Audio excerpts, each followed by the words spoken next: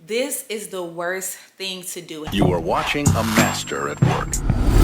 Hey y'all, welcome back to the Basics, where we do love God's way. As you guys see from the title, today we're talking about love in the midst of conflict. Love in war. How do you love your spouse when they are not so lovable? How do you love your spouse in the midst of conflict? How do you love your spouse when y'all are not seeing eye to eye, when you just don't feel like being bothered with them? How do you love them?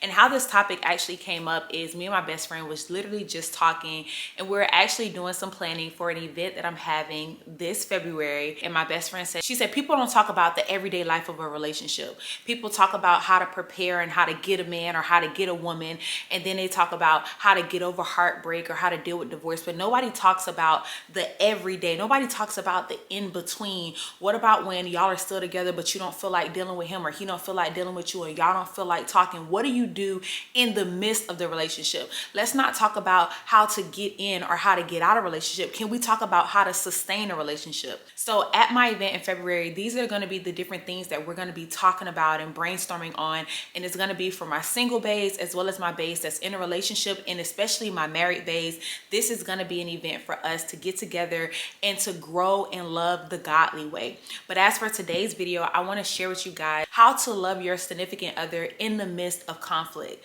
A lot of times when we are at odds, or when we're in an argument, or we're not seeing eye to eye, it's easy to want to self-isolate or to want to give the silent treatment. This is the worst thing to do, because there's nothing that can be resolved in the silent treatment. It's important to water what you want to grow. I know y'all heard that saying before. Water what you want to grow. Meaning, in your relationship, you're going to have arguments. Let's just start there.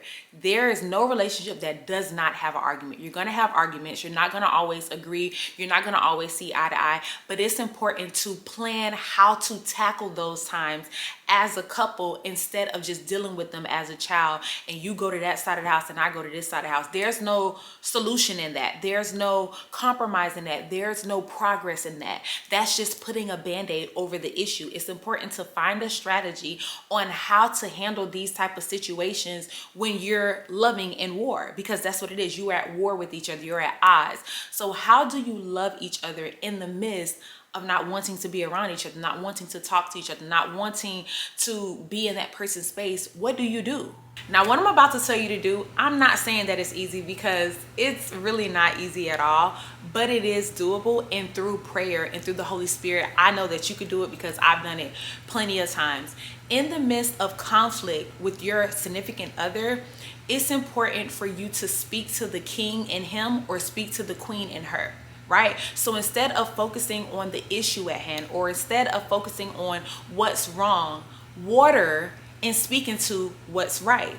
And I know it sounds crazy, because it's just like, well, if we're arguing, or if we're not seeing eye to eye, how can I focus on what's right when there's still an issue at hand? So say you guys are arguing about the bills, right? And you're arguing because he wants to handle the bills one way and you want to handle the bills another way. And you see that it's turning into an argument.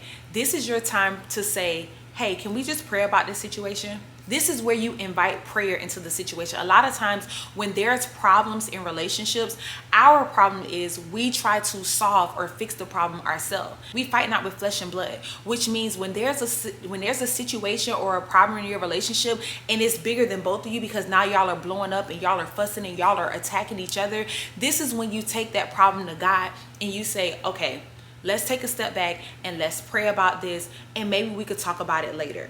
Maybe we just need God to give us individual clarity or individual wisdom on how to attack this thing, because right now we're attacking each other and we're not the problem. The problem is this issue that we're having, but we are not the problem. So we don't need to attack each other. We need to strategize and get in the presence of God to figure out how to attack this thing that's trying to attack our union. So it's important to recognize what is the real issue.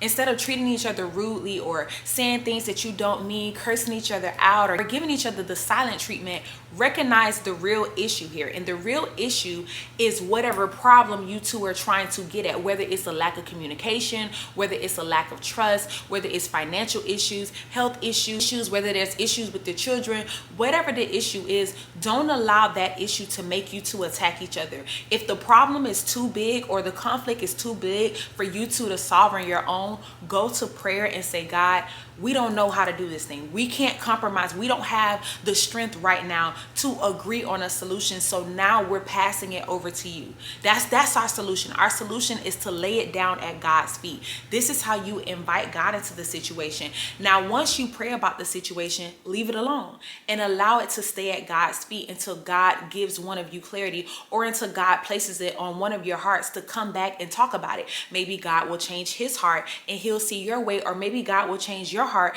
and you'll see his way, or maybe God will work on both of y'all and allow y'all to find a common ground. But it's important in conflict not to attack each other, but to understand the real issue that's at hand. With doing that, then that allows you to still be able to love on your spouse in spite of you being at odds. You're still able to speak to the king and see the king in him, not see him as your opposition, not see him as your enemy, because your significant other is not your enemy. Your wife is not your enemy. So it's important to take the issue to God so that you can still water the good in your relationship or water the good in your marriage. What I've learned is that a lot of times when it comes to not just marriage, but also relationships, is that we use prayer as the last resort when it really should be the first. So if you're somebody and you realize that you and your significant other keep arguing and keep feeling like you're coming to these different crossroads in a relationship, and you feel like, I don't know if we can do this anymore. I don't know if we can move forward because it seems like our communication is off. It seems like our morals is off. First of all, did you pray about the relationship? Y'all already know that's the first thing I say. Did you pray about being in this relationship? And if you did, and you feel like this is the relationship that God has called you to, understand that you cannot sustain this relationship. You will not be able to maintain this relationship without including God in every aspect of this relationship. And it's during these seasons where you feel like you're at odds or you're constantly in conflict that you must lean on Christ. You must understand that if God has called you together, there is a bigger purpose for your union, and you will not be able to fulfill that without constantly, every day, diligently seeking the presence of God and allowing God to have access to every part of your relationship. It's in the moments where you are in a disagreement or you're in an argument where the enemy will try to creep in and allow lust and temptation and infidelity to creep in, because instead of leaning into each other in the presence of God, you're now separating because there was an issue. It wasn't you and your person. It was an issue that you two needed to solve, and you couldn't figure out how to solve it, and you couldn't figure it out because you were relying on your own strength instead of leaning on God. So how do you love your significant other when you're in conflict? How do you love when you're in the midst of war in your household? You invite God into the situation and you say, God, we're arguing over this, and I don't want to argue with my significant other. I don't want to attack my significant other, and I don't want my significant other to attack me. So Father God, we're bringing this problem, whatever the problem is, whatever the debate is, whatever it is you're trying to figure out, Father God, we're bringing this and we're laying it at your feet. And I ask for you to change my heart if it's my heart that needs to be changed, or I ask for you to change his heart, change both of us to be in alignment with your will and the purpose that you have for our relationship or our marriage. One thing that I've learned about prayer, y'all, is if you're arguing with somebody or you're at odds or beefing with somebody and you say, can we pray? Your whole posture change, his whole posture change, her whole posture change. It's impossible to still have an attitude or be rude to somebody that says, can we pray? Can we pray? I'm not trying to be right. I'm not trying to tell you you're wrong.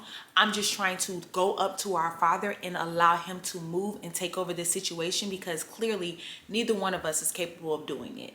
So it's coming from a humble posture and saying, this is bigger than me, and I think it's bigger than you too. Do you mind if we pray? Now, if your significant other says no, that's fine. You can go pray on your own and you let God work on their heart. But this is how you still love in the midst of conflict. You invite Christ into the situation. You invite Christ into the circumstance, because that's you humbly saying to God, God, this is bigger than me, and allowing your partner or your significant other to also see the posture and set the tone for your relationship. That when we get to points where we argue, where we're not seeing eye to eye, this is what we're going to do. You have to have a strategy for your relationship, or a strategy strategy for your, especially in marriage. You have to have a strategy for your marriage because the enemy will try to attack it in any way, shape, or form. So the enemy will cause y'all to continuously argue because he wants you to grow apart. He wants you to resort to old fleshly ways or backslide or have attitude and be rude to each other to tear down the union or the covenant that God has called you to. But you have to use reverse psychology on the enemy and say, enemy, every time you try to throw something our way, we're going to press deeper into the presence of God. So you got us arguing, we're going to tap into our anointing more. You got us not wanting to talk, well, we're going to talk in prayer. Even if we still go separate ways after we pray, at least we got in the presence of God and we invited God in to work on our hearts, right? I'm not saying ignore or dismiss each other's feelings or dismiss your own feelings. I don't know what you guys could be in conflict about or arguing about, so I'm not saying ignore it. I'm just saying if this is where you feel like God has called you to, take that step to continuously invite God into the situation until the situation has shifted. Push yourself to be the bigger person and continuously invite God into your marriage or your relationship even when you don't feel like it. Push yourself to. What does push mean? Pray until something happens. Push yourself in the presence of God. If your significant other doesn't want to do it with you, you intercede and you let them see you, whether you do it in private or if you let them see you so that they can see the tone that you're setting for your relationship. But continuously pray and invite Christ into that conflict. And that's how you love your significant other, even when you don't feel like it. Because after you pray, God is going to soften your heart for your significant other and allow you to have grace. He's going to show you and download grace into you to extend to your significant other. And now you're not cursing, you're not yelling, because prayer changes your whole mood, right? And that's what you want. I'm not saying it's easy, but try to make it a habit that when you're arguing with your significant other, you stop and you say, can we just pray? Like, I don't want to figure it out today. I don't have the answers. I don't want to say something I'm going to regret. Can we just pray? I challenge you to try this. Next time you're upset with your significant other, try this. This will be the key to loving in the midst of conflict. When you're at love, y'all ever heard that Tamar Braxton's song, Love and War? When you loving and warring with your person, try this. And I promise you, it'll change the mood and set a new tone for your relationship and your marriage. Literally, you will see that when you begin to argue, before you know it, your partner will be saying, can we pray? Because they see the tone that you set. Because sometimes you may be so heated in the moment that you don't do it, but then your partner do it. Or sometimes your partner may be so heated and you have to do it. But as you continuously invite Christ into your relationship, in seasons of conflict, in times of disagreements, the Holy Spirit will move and it'll change your relationship for the better.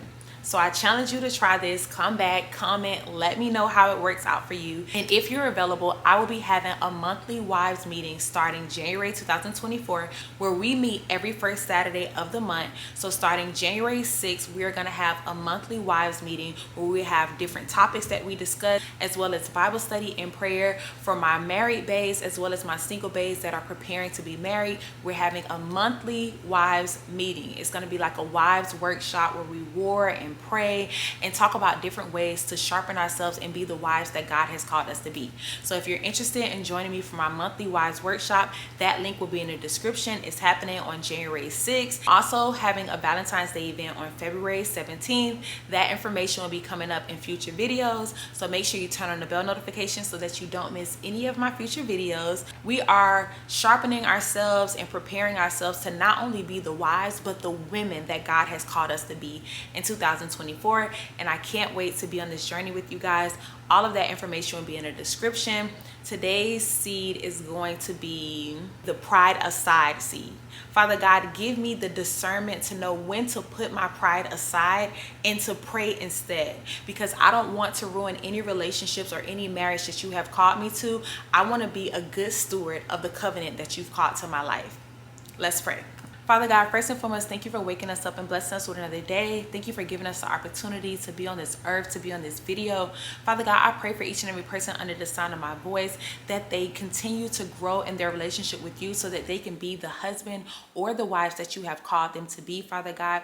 I pray that you sharpen them in your presence, Father God, and equip them with all of the tools that they need to successfully walk in the steps that you have ordered for them, Father God. Give them discernment, obedience, and discipline to stay stay in your presence so that you can build them up and fill them up with all of the wisdom, the knowledge, and the discernment that they need to carry out your will and your purpose for their lives. Father God, today we sow the pride aside seed, and we say that we will not deal with conflict on our own, but we will lean into your presence and leave it at your feet, because we know that in your power, in your strength, and in your presence, we can do all things, but outside of it, we can do nothing, Father God. So we thank you for giving us access to your presence. We thank you for allowing us to have this wisdom and this knowledge on what to do in the midst of conflict. We thank you for the marriages that you have called us to and the babes that are waiting on marriage. I thank you for their future marriage, Father God.